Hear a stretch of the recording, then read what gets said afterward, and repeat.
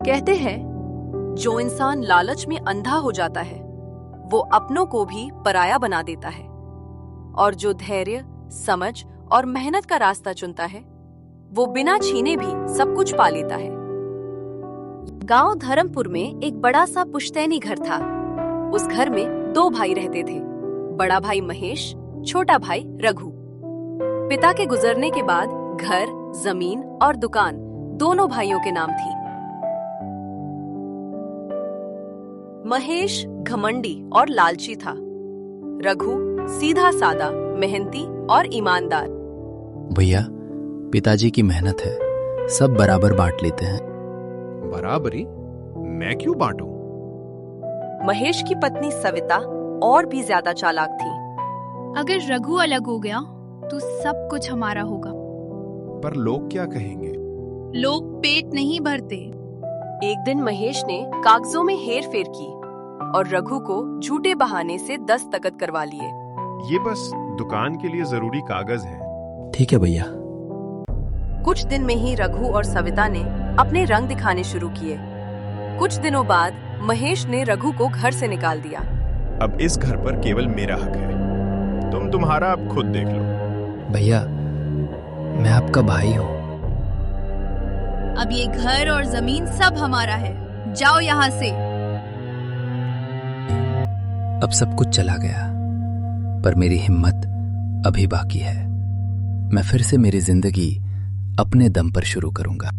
ऐसे बोलकर रघु अपनी किस्मत आजमाने और अपना ठिकाना ढूंढने गांव से बाहर निकल पड़ा। चलते चलते रघु गांव के बाहर आ गया। गांव के बाहर एक पुरानी झोपड़ी में रघु की मुलाकात हुई एक बूढ़ी अम्मा से।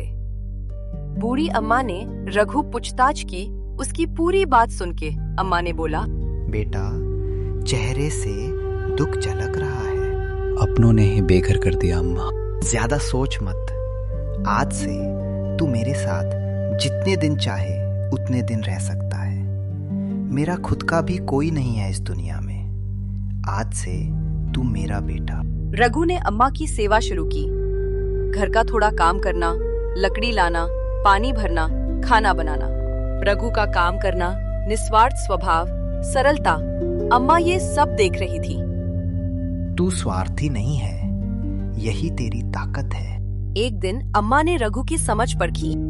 अगर मेहनत और चालाकी में से एक चुनना हो।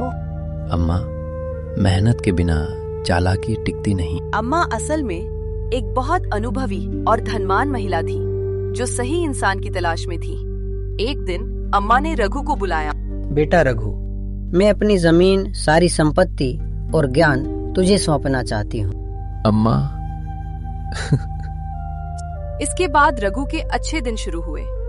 रघु ने अम्मा की जमीन पर खेती और छोटा व्यापार शुरू किया। उधर महेश ने पैसे की चाहत में काम धाम छोड़ा और गलत रास्ते पर चल पड़ा।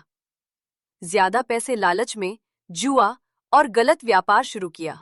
गलत संगत का असर और सविता का ज्यादा पैसा आने के लिए दबाव महेश को गलत रास्ते पर चलने को मजबूर कर दिया। घर में जितना पैसा आता है अच्छा है, लेकिन पैसा आने के लिए जोखिम लेना पड़ेगा। कुछ दिन बाद नसीब ने अपने रंग दिखाने शुरू किए। महेश अपनी सारी संपत्ति जुए और शराब की लत में खर्च करने लगा। कुछ ही समय में महेश पर कर्ज चढ़ गया।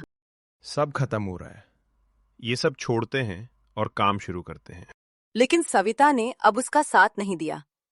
जब पैसा था तब वो साथ रही, लेकिन एक दिन पैसे की तंगी की वजह से वो महेश को छोड़ के चली गई। सविता को छोड़ने के बाद महेश कुछ ही दिनों में बेहाल हो गया। उसकी पुरखों की सारी संपत्ति और घर कर्ज की वजह से चला गया और वो रास्ते पर आ गया। उधर रघु की इतने दिनों की मेहनत रंग लाई थी। वो उस गांव का एक बड़ा व्यापारी और एक अच्छा आदमी बन चुका था और अभी भी अम्मा के दिखाए रास्ते पर चल रहा था। रघु अब गांव का सम्मानित आदमी बन गया। रघु की समझ और मेहनत ने उसकी किस्मत बदल दी। कुछ दिन ऐसे ही बीत गए।